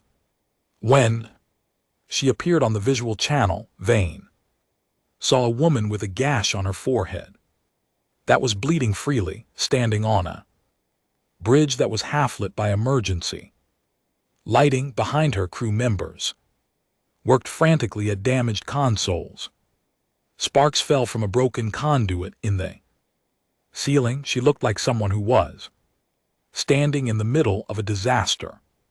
She sounded like someone who had already decided it did not matter. And we are the species that looked at the dark between the stars and decided to walk into it anyway, she said. We are the species that builds ships like this one because we know that someday, somewhere, someone is going to need help, and we might be the only ones willing to give it. She paused. When she spoke again, there was no anger in her voice, just a cold, clear certainty that hit harder than anger ever could. You should not have touched people under our protection, Marshal. Vane stared at her through the screen. He had commanded fleets for 30 years. He had faced enemies that outnumbered him, outgunned him, and surprised him. He had always found a way to win because he understood the fundamental truth of warfare, that every enemy had a breaking point, and finding that point was the key to victory. He looked at Rio Vasquez, bleeding, battered, standing on the bridge of a dying ship, and he realized, with a clarity that felt like cold water, poured down his spine that this enemy did not have a breaking point. Not because they were inhuman, because they had decided somewhere in the depths of their strange, stubborn species that some things mattered more than survival. And they had built their entire military doctrine around that decision. The Achilles was not a weapon, it was a statement, it was the physical manifestation of a species that said, "We will not stand by, we will not look away, we will come for you alone if we have to, and we will not stop until it is over." Vane looked at the tactical display. His fleet was shattered, the blockade was broken, the siege line was gone. Even if he could destroy the Achilles now, even if he threw every remaining ship at it and tore it apart, the mission had failed. The volley would survive. The conquered had seen everything. The political consequences would be devastating, and if he continued fighting, more of his people would die, many more. The human ship was wounded, but Falink was still coordinating its remaining weapons with lethal efficiency, and every minute the battle continued. More Dravani ships were being disabled or destroyed. He made the hardest decision of his career. It tasted like ash in his mouth. All ships, Marshal Talkin said, and his voice was heavy with something that none of his officers had ever heard in it before. All ships disengage, full retreat, fall back to rally point 7, break off engagement immediately. The order rippled through the fleet, one by one, then in groups, and then in a flood. The Davani ships turned away, engines flared. Ships that had been firing on the Achilles moments ago now turned their sterns and accelerated out of the system. The siege line ships, the ones still functional, pulled away from the planet. The heavy cruisers and battleships of the second ring broke formation and withdrew. The remaining ships of the shattered outer ring scattered into the dark. 340 ships had come to the system to enforce the will of the Dravani hegemony. Less than half of them were leaving under their own power on the bridge of the Achilles. The silence was sudden and absolute. One moment the ship was shaking with impacts, alarms were screaming, and the tactical display was a chaos of red markers. The next moment the red markers were moving away, all of them moving away, were accelerating, withdrawing. It took a moment for the crew to understand what was happening, then it hit them. "They are retreating," Park said, his voice cracked on the last word. "Captain, they are retreating." Vasquez did not respond. Immediately, she sat in her command chair and watched the Dravani fleet pull away from Valstra, and she felt something that was too complicated to be called relief and too heavy to be called victory. She thought about the 5 crew members unaccounted for on decks 14 through 16. She thought about Lieutenant Chen carried to the medical bay with a head injury. She thought about the fires still burning in the lower decks and the hull breaches that were still being sealed, and the damage reports that were still coming in. They had won. It did not feel like winning was supposed to feel for a fallen, she said quietly. "Move us into protective orbit above. Position us between the planet and the Dravani retreat vector. If any of them turn back, I want to know about it." "Understood, Captain. Moving to protective orbit now. I should note that 26 Dravani ships in our immediate vicinity are disabled and adrift. Their crews are alive but unable to maneuver.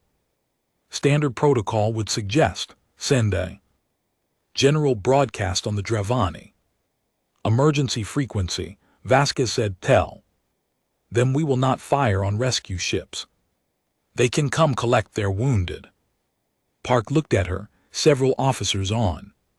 The bridge looked at her. She had just offered to let the enemy recover their disabled ships after a battle that had cost human lives. Vasquez met their looks with steady eyes. We came here to break a blockade.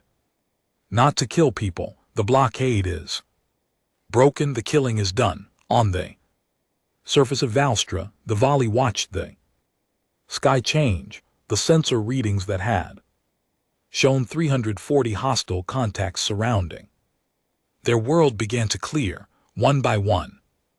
Then in groups, the red markers on their defense screens disappeared as the Dravani ships withdrew. In their place, a single contact moved into a slow, steady orbit above the planet, a single ship scarred and battered and burning in places but alive, still there, still between them and anything that might try to hurt them. Ambassador Lee stood in the High Council chamber and watched the orbital display.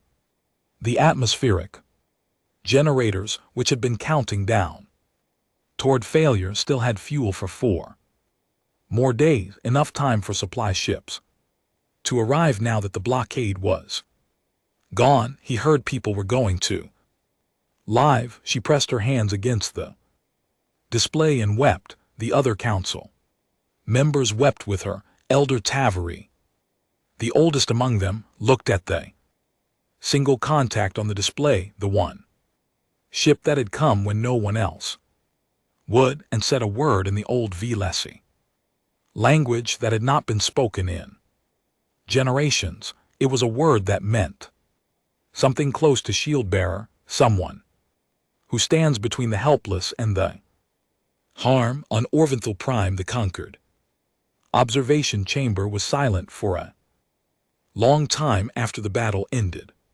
The representatives of 12 species sat in their seats and stared at their screens and tried to process what they had just seen. One human ship had broken a blockade of 340 warships. It had done it in 38 minutes. It had done it while taking damage that would have destroyed any other vessel in the known galaxy, and it had done it while showing restraint, targeting engines and weapons rather than reactors and crew quarters, disabling rather than destroying wherever possible, and then offering to let the enemy rescue their wounded after the fighting was over. The Karathi military Adesh Torvan was the first to move. He reached for his communication console and typed a message to the Karathi High Command. It was a message that no Karathi officer had sent in 400 years. A formal request for a military alliance with another species. The Karathi did not ask for allies. They did not need allies. They had not needed allies since before most species in the conquered had achieved space flight, but Torvan had just watched something that changed his understanding of what was possible, and he was smart enough to know that being allies with the species that built the Achilles was better than the alternative. The Orvan analyst sat beside him, still staring at its data. It had run the numbers 17 times. Each time the result was the same. The performance of the Achilles exceeded every model the Orvan had for what a single ship could do. The models were not wrong. The data was not wrong. The Orvan's understanding of the universe had simply been incomplete.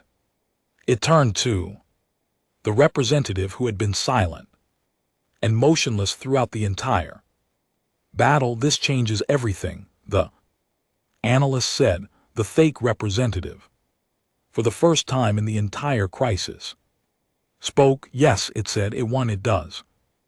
The analyst looked back at its data one more time, then in a quiet voice meant for no one in particular, it said the thing that everyone in the room was thinking the thing that would be, repeated in 100 languages across 1,000 worlds in the days to come.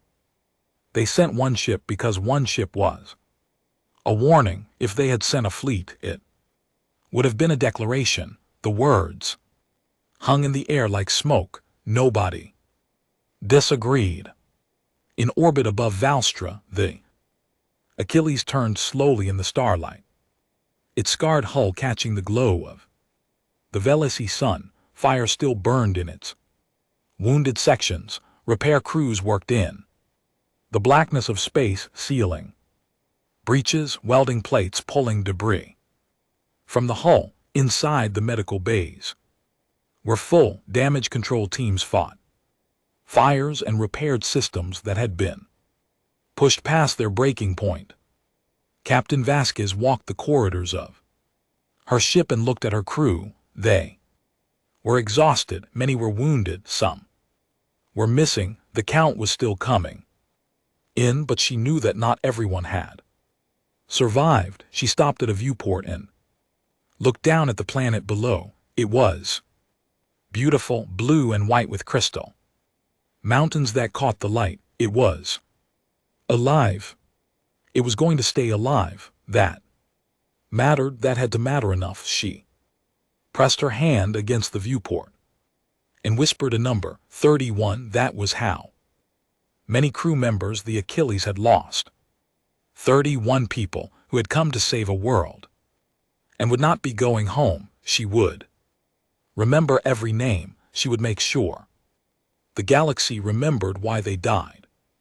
Well, the UES Achilles came home on a Tuesday. It limped through the Sol system at a fraction of its normal speed, its engines running on reduced power, its hull patched with emergency plating that looked like bandages on a wounded animal. Sections of its outer armor were simply gone, stripped away by Dravani fire and replaced with temporary seals that glowed faintly with the blue light of emergency force fields. Scored marks ran along its flanks in long, dark streaks. One of its drone bays was a blackened crater. The spinal mount kinetic accelerator was fused shut, its barrel housing warped from the stress of overuse. It was the most beautiful thing anyone in the solar system had ever seen. They came out to meet it. Thousands of ships, civilian transports, private yachts, commercial freighters, orbital shuttles, while even a few fishing boats from the lunar colonies that had no business being in deep space but had come anyway. They formed a corridor of light and metal that stretched from the outer marker buoy to Earth's orbital dock, and as the Achilles passed between them, they turned on every light they had running. Lights, cabin lights, headlights, signal lamps. The corridor blazed like a highway made of stars.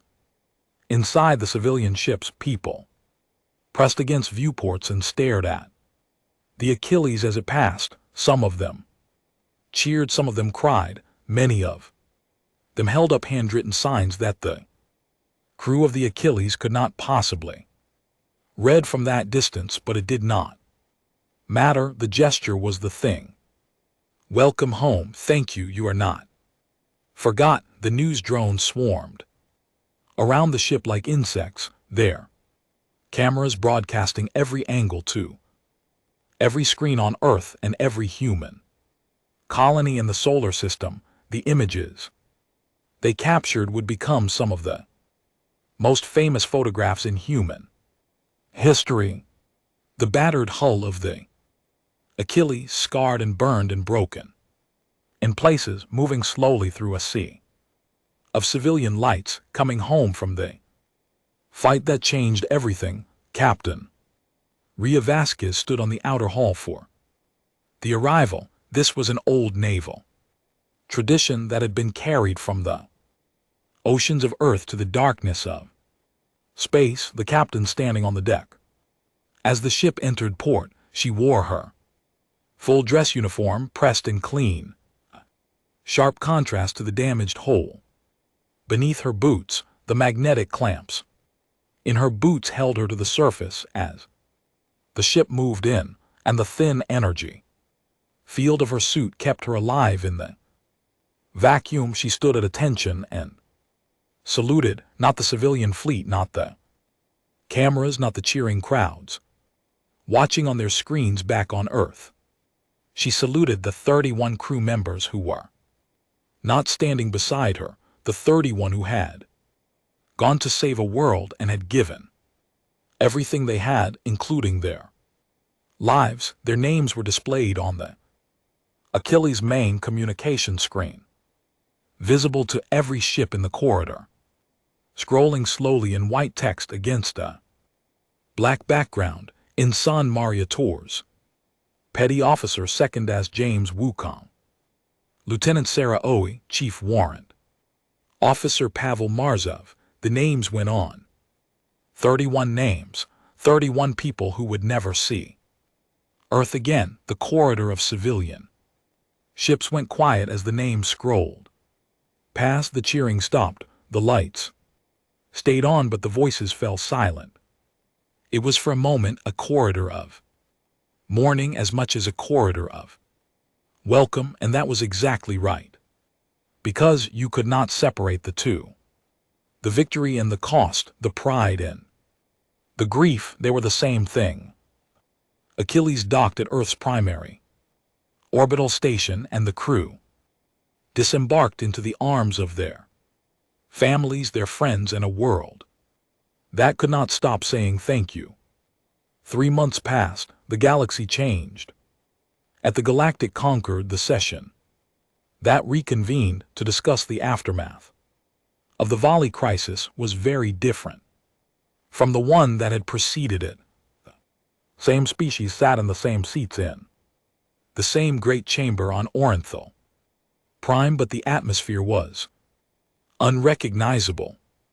The casual condescension that the Major Clear's throat powers had once directed at humanity was gone, replaced by something more complicated: respect, certainly, but also weariness and, in some cases, fear.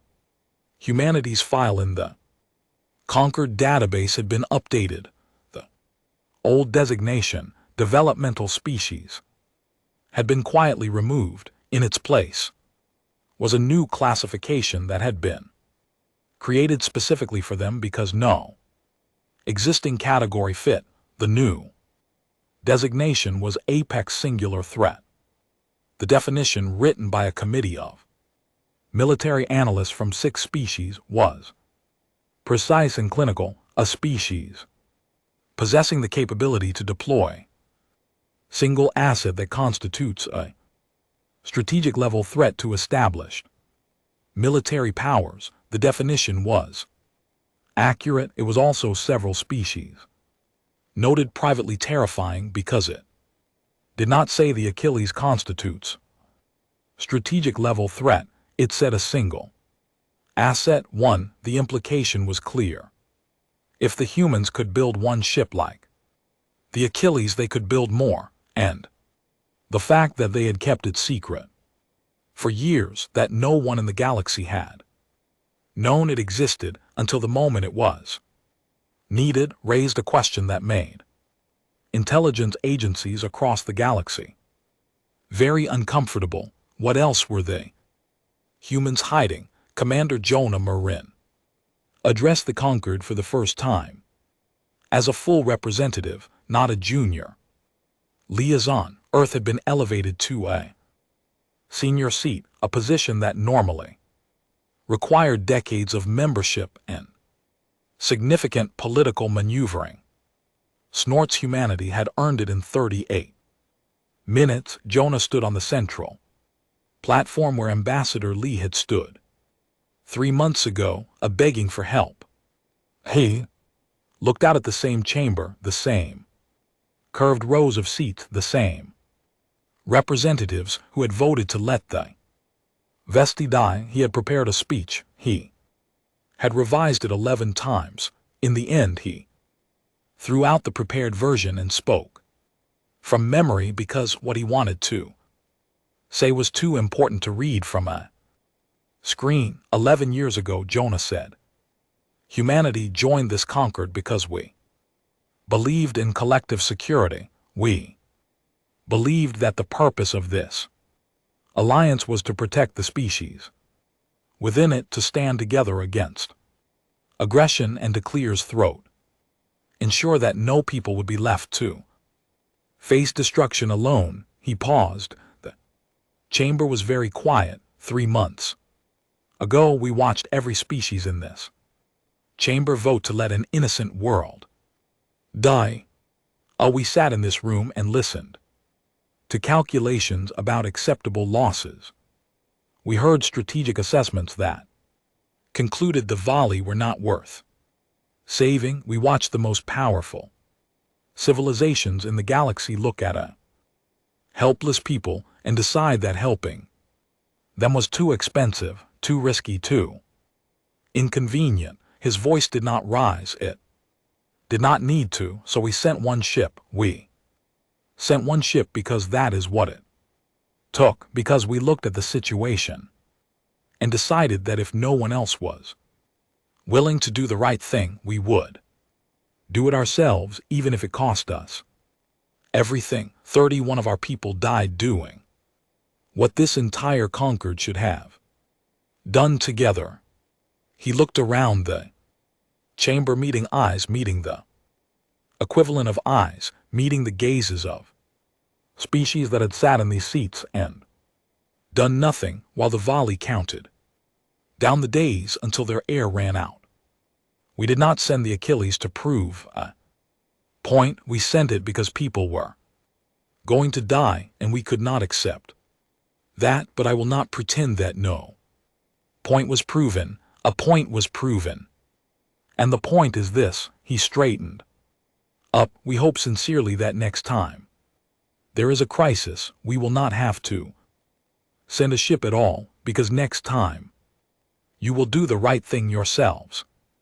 Not because you are afraid of us, not because you have seen what our ships can do, but because you remember what it felt like to sit in this chamber and do nothing, and you decide that you never want to feel that way again. The silence that followed was long and uncomfortable. Nobody applauded, nobody objected. Yak, they sat with his words, the way one sits with a truth that is painful but impossible to deny. In the months that followed, the political landscape of the galaxy shifted in ways that analysts would spend years trying to fully understand. 7 species formally requested military alliances with Earth. The Karathi were first. Their request filed during the battle itself by attaché Torvan, who had seen enough to know that the galaxy had changed and that the Karathi needed to change with it. The others followed quickly.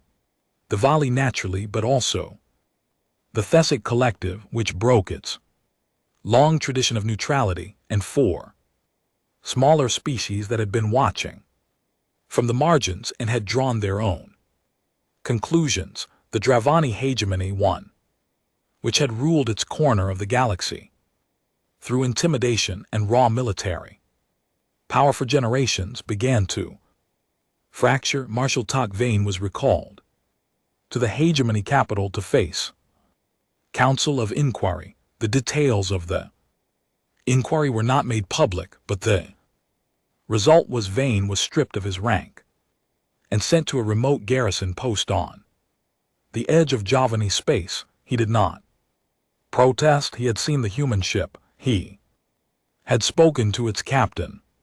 He understood in a way that the politicians back home did not yet understand, that the hegemony's way of doing things was no longer sustainable in a galaxy that contained humanity. The fracturing was slow but steady. 3 Dravani client states declared independence within the first month, emboldened by the demonstration that the hegemony could be beaten. 2 more followed in the Second month, Mosa Hegemony's response was muted. They did not have the fleet strength to enforce compliance after losing so many ships at Valstra, and, more importantly, they were afraid not of the rebels, of what might happen if they tried to crush the rebels, and another human ship appeared in their skies. The volley became a symbol.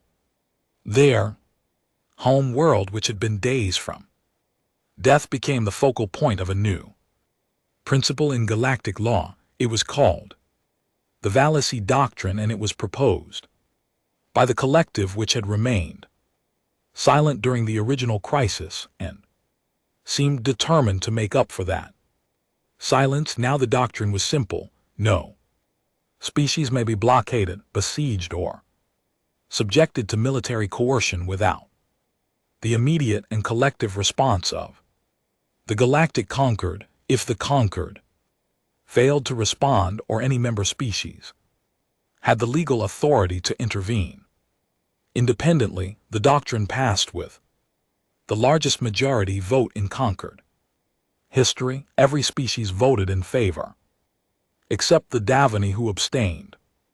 Ambassador Lycia of the Volley was present for the vote. She sat in the Vallacy delegation seat, which had been moved from the back of the chamber to a position of honor near the center, and she watched the votes come in with a quiet, steady expression of someone who had been through the worst and come out the other side. When the result was announced, she did not cheer. She simply nodded once and looked toward the human delegation. Jonah Marin nodded back. On Earth, the Achilles sat in its orbital dock and underwent repairs that would take the better part of a year.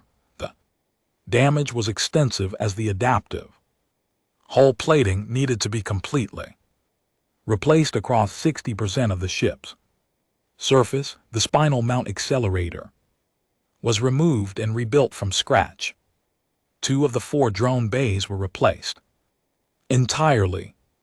Structural members throughout the ship's interior were reinforced or replaced where protocol thermopylae had pushed them past their tolerances.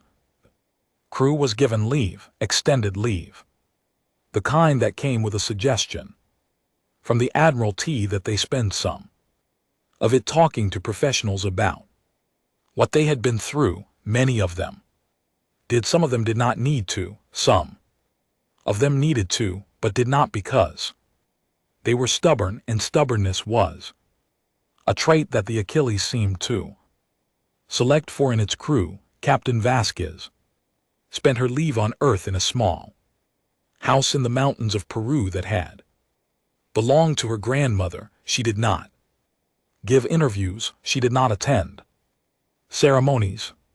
She did not accept the 17 invitations to speak at militaremies, universities, and government events. She sat on her grandmother's porch and looked at the mountains and thought about the 31 people she had lost and the million she had saved, and she tried to find a way to hold both of those things in her mind at the same time without breaking. She succeeded eventually. She was, after all, the kind of person who commanded a ship like the Achilles.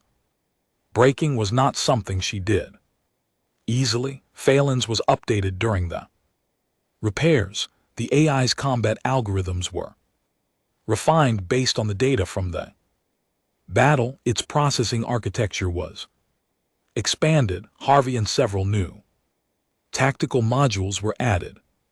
When the technicians reactivated the system after the updates, Phalanx's first words were, "Has the crew been well cared for in my absence?" The chief technician, who had been working on AIS for 20 years and thought she was past being surprised by them, found that she had to take a moment before she could answer. "Yes," she said. "They have good." Failing said, "Then I am ready to resume my duties." Across the galaxy, the story of the Achilles spread. It was told in 100 different ways by 100 different species. Some told it as a military story focusing on the technology, the tactics, and the sheer improbability of one ship defeating 340. Some told it as a political story about the failure of the conquered and the consequences of inaction. Some told it as a moral story about a species that chose to risk everything for people it had never met. The Vali told it as a story of salvation. The Karathi told it as a story of respect. The Orvan told it as a statistical anomaly that required fundamental revision of their models. The Dravani told it as a warning on a neutral station far from the centers of galactic power. 6 months after the battle, a young Dravani officer sat in a bar and stared into his drink. His name was Koranve, and he had been a junior weapons officer on one of the destroyers. In the outer ring, his ship had been one of the first disabled in the battle. Its engines had been cut apart by beam fire, so precise that the engineering section did not even lose pressure. One moment they were fighting, the next they were drifting alive but powerless, and watching the rest of the battle unfold. On passive sensors, he had nightmares about it, not about the danger, about the precision, about the cold, systematic efficiency with which the Achilles had taken his ship apart. It had not been angry, it had not been cruel, it had simply decided that his ship was no longer going to be a problem, and then it had made that decision real with a few seconds of perfectly aimed fire. Human sat down on the stool beside him. She was a Marine based on the insignia on her jacket, Master Sergeant Diane Okonkwo, according to her name tag. She was a broad-shouldered woman with kind eyes and a face that looked like it smiled easily, though she was not smiling now. She ordered a drink, took a sip, and sat in companionable silence.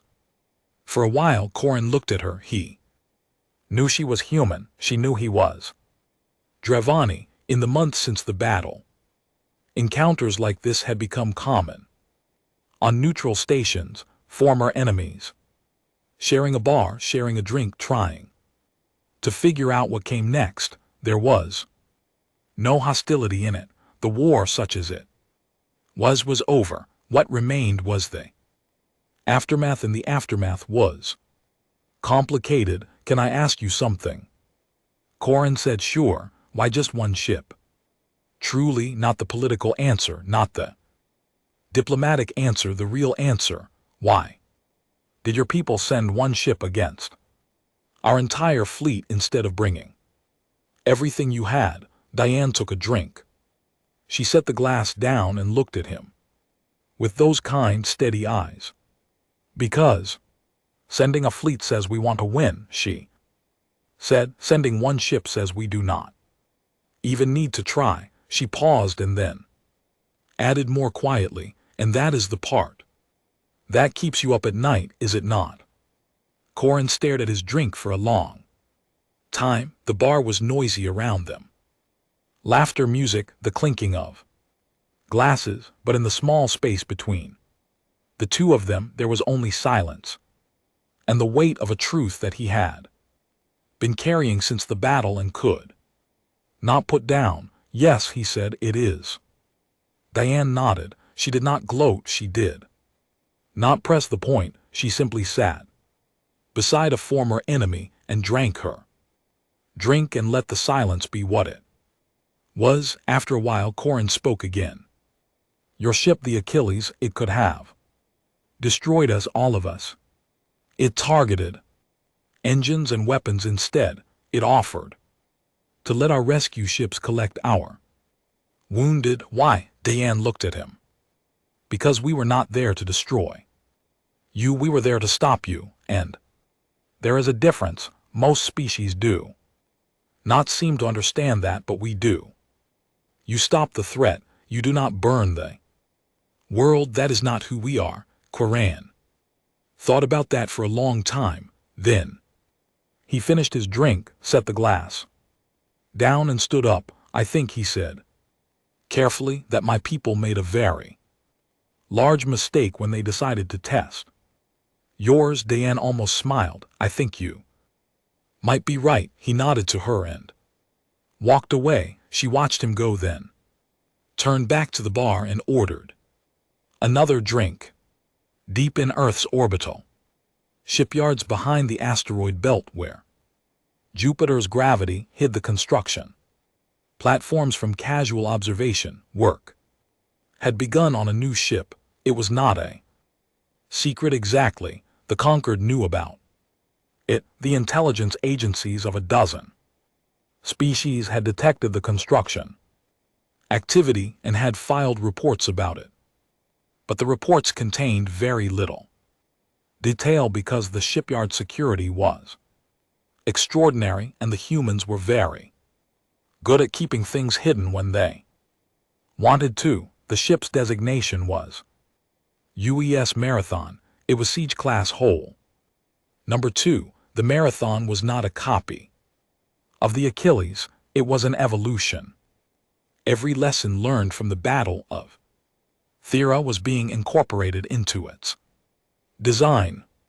The adaptive hull plating was faster, able to restructure in half the time. The spinal mount was reinforced to sustain repeated firings without structural damage. The drone bays were larger, the engines were more powerful.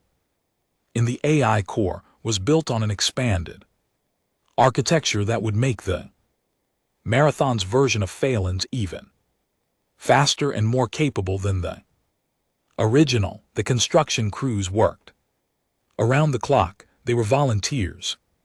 Every one of them. There was a waiting list to work on the Marathon that stretched for months. People wanted to be part of it. They wanted to help build the next chapter of the story that the Achilles had started. In the Conqueror's intelligence networks, a routine surveillance system detected the construction activity and generated an automated report. The report was flagged, categorized, and distributed to the intelligence agencies of every major species. It contained a single line of data that, despite its brevity, caused a remarkable amount of quiet concern across the galaxy. When the line read, "Humanity is building another one," in her office at the Karathi Intelligence Division, analyst Sarah Voss read the report and added it to her growing file on human military capabilities. The file had grown considerably since the battle.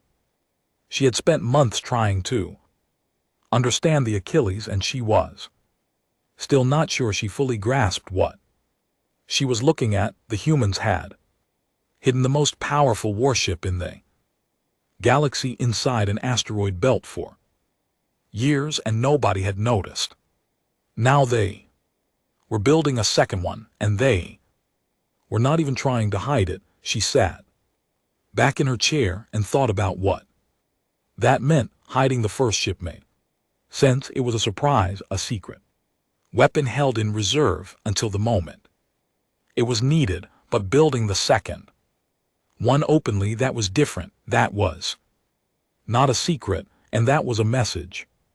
The message was the Achilles was not unique. It was not a miracle. It was not a one-time thing. It was the beginning. Sarah added a note to her file. It said, "Recommend continued alliance with Earth. Recommend not testing there. Resolve again.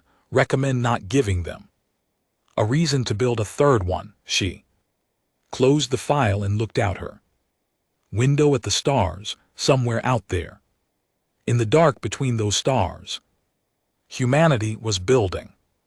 They were building ships and alliances and a reputation that would echo across the galaxy for generations. They were building a future in which the strong could not prey on the weak without consequence, in which a single ship could change the course of history, and in which the species that looked at the dark and chose to walk into it anyway would never ever stand by while innocent people died. They had sent one ship. It had been enough, but just in case the galaxy forgot that lesson, they were building another one, and somewhere in a small house in the mountains of Peru, Captain Ria Vasquez sat on her grandmother's porch and watched the sun set behind the Andes. Her communicator buzzed. She looked at it. A message from Admiral Wu. Ria, when you are ready. The marathon needs a captain. No rush. Take your time, but when you are ready.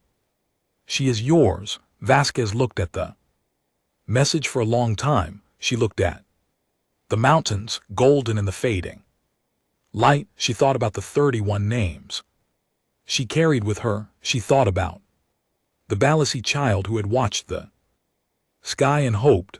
She typed her response. Now I am ready. She set down the communicator and watched the last of the sunlight fade from the peaks. Snorts. Tomorrow she would go back to the stars. Tomorrow she would stand on the bridge of a new ship and look out at the galaxy that had learned the hard way what humanity was capable of. But tonight she sat in the mountains and watched the dark come in, and she was not afraid of it. She had never been afraid of the dark. None of them had.